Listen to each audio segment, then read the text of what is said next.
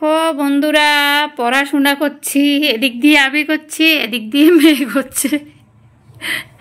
তো বন্ধুরা, এক্সাম করে আমরা মা মেয়ে পাগল হয়ে যাচ্ছি। আর ছেলে গেছে এক্সাম দিতে, তো মেয়েকে এদিক দিয়ে দিয়েছি লিখতে, আর এদিকে আরেকটা কপিতে আমি তুলছি। তো এগুলো বারবার করে মেয়ের না হিন্দিটা মানে খুবই স্পেলিং ভুল হয়, যার জন্য বারবার মানে রিভিশন দিতে লাগে, সেটাই হচ্ছে মেন ব্যাপার। তো যাই হোক, আমি আরও অনেক কিছু লিখেছি, এই দেখো। তো পড়াশোনা করছি আমরা মা মেয়ে মিলে। এই দেখো, কালকে রাতেও লিখিয়েছি অনেকগুলো। এই যে দেখো, প্রচণ্ড স্পেলিং ভুল। তো দেখো বন্ধুরা, মানে আমরা পড়েছি বাংলা মিডিয়ামে, তো হিন্দি কিছুই জানতাম না। তো যাই হোক, ছেলেকে হিন্দি দিয়েছি, ছেলেকে পড়াতে পড়াতে অনেকটা এখন হিন্দি জানি, বুঝি। কিন্তু মানে কি বলবো, সংস্কৃত পড়েছিলাম, তো যার জন্য মানে হিন্দিটা তো সংস্কৃতের সাথে একটু মিল আছে, তো যার জন্য একটু একটু পারি। তো আমার মতো কে কে আছো, যে হিন্দি পারো না, কিন্তু ছেলে মেয়ের জন্য হিন্দি আবার নতুন করে শিখতে হয়েছে, নিশ্চয় কমেন্টে জানাবে। তো এখন মোটামুটি কাজ শেষ। রান্না খুবই সিম্পল করেছি, আজকে ডাল আর ভাজা করেছি দুটো, বাস হয়ে যাবে এগুলো দিয়েই। কারণ মেয়েকে পড়াতে লাগবে, যার জন্য ডাল আর ভাজা করে নিয়েছি। আর সকালবেলা ছেলে গেছে স্কুলে, তো তাড়াহুড়ো করে ডাল আর ভাজা করে ছেলেকে খাইয়ে পাঠিয়ে দিলাম। তারপর আরেকটা ভাজা করলাম, করে ঘরের মোটামুটি সমস্ত কাজ করে এখন মেয়েকে নিয়ে বসেছি পড়াতে। তো এখন যদি না পড়াই, স্নান পুজো এখনও কিন্তু হয়নি, এখন যদি আমি না পড়াই, মেয়ে যদি উঠে যায় তাহলে সহজে বসবে না।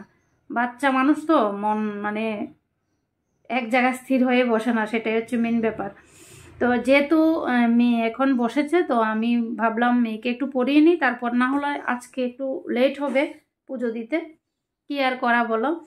তো এখন আমিও লিখছি, লেখাগুলো নিয়ে তারপর পরে দিয়ে চেক করব, তারপর স্নান করব। কাপড়ও ভিজিয়ে রেখেছি অনেকগুলো, কাপড়গুলোও ধুবো। তো যাই হোক, এভাবেই কাটছে আমাদের মা মেয়ের সংগ্রাম পড়া নিয়ে, না রে মাম্মা? পড়া তো দেখো, সংগ্রাম চলছে, না রে মাম্মা? সংগ্রাম চলছে, দেখো। কিসের টেনশন, এত টেনশন কিসের? আমার হয়নি, কিন্তু গ্রামারটা মানে বুঝতে একটু মানে কষ্ট হচ্ছে, তা আমি গ্রামারটা এখন রাট্টা মেরে নিচ্ছি শুধু।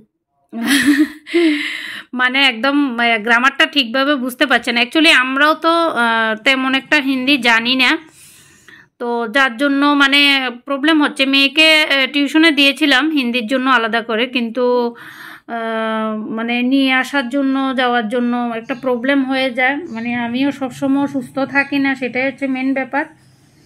তো কি আর করব বলো, এখন আবার এক্সাম শেষ হওয়ার পরে আবার মেয়েকে নিয়ে যাব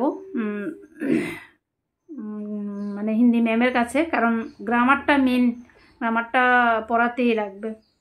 তো যাই হোক, ছোট্ট করে একটু ভিডিও তোমাদের সাথে শেয়ার করছি। তো তোমরা কমেন্টে জানাবে আমার মতো কে কে আছো, হিন্দি শেখনি কোনো সময়, কিন্তু ছেলে মেয়ের জন্য শিখতে হলো।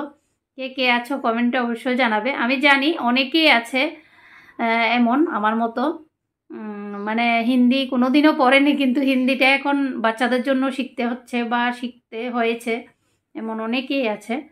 তো কে কে আছো কমেন্টে জানাবে। তো যাই হোক, এখন মেয়েকে পড়িয়ে নিই। তো টাটা, বাই বাই। ছোট্ট করে একটু তোমাদের সাথে শেয়ার করলাম ভিডিওটা, কেমন লাগলো অবশ্যই জানাবে। টাটা বন্ধুরা, বাই বাই, ভালো থাকবে সবাই।